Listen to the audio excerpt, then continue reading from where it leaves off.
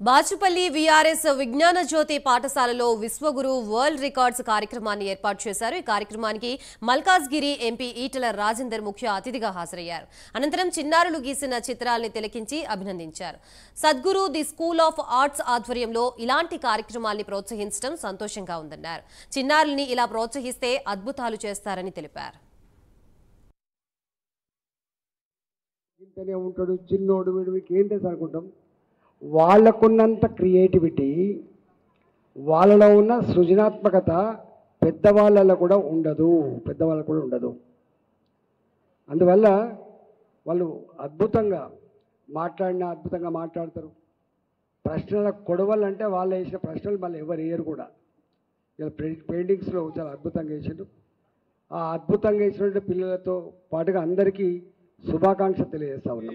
వీళ్ళలో ఉన్నటువంటి ఆర్ట్ని ప్రోత్సహించినటువంటి తల్లిదండ్రులందరికీ నా శిరస్సు వంచి నమస్కారం తెలియజేస్తున్నాను.